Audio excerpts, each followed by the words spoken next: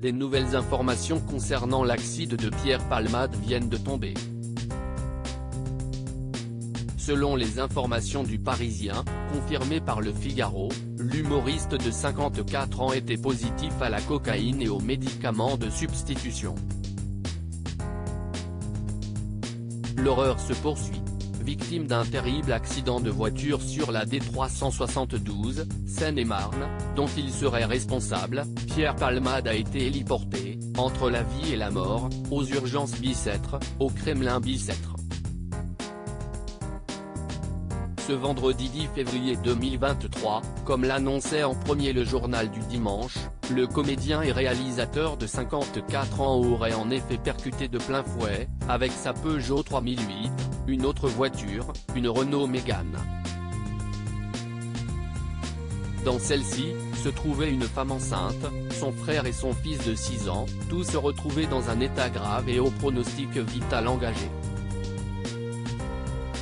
Une troisième voiture serait, ensuite, venue s'encastrer, provoquant ainsi un suraccident, un amas de tôle à désincarcérer, et un cinquième blessé léger, un homme de 80 ans.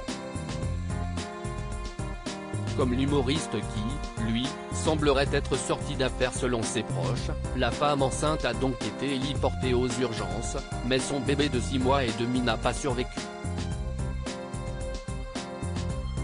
Une affreuse nouvelle confirmée ce samedi 11 février par le procureur de la République, Jean-Michel Bourle. Suite à cet accident, une enquête pour blessure involontaire par conducteur ayant entraîné une incapacité de travail supérieure à 3 mois a été ouverte, puis requalifiée en homicide et blessure involontaire, indique France Info. Pierre Palmade sous l'emprise de la drogue au moment de fait, une enquête qui risque d'être de nouveau chamboulée. Et pour cause, selon les dernières informations du Parisien, confirmées par le parquet à nos confrères du Figaro, l'humoriste était positif à la cocaïne et aux médicaments de substitution, mais, en revanche, son test d'alcoolémie était négatif.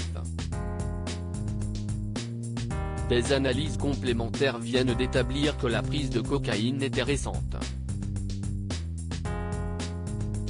Les éléments se dévoilent donc peu à peu. Reste encore à connaître les raisons de la fuite des 2 jeunes passagers qui se trouvaient, selon les témoins de la scène, dans le véhicule de Pierre Palmade.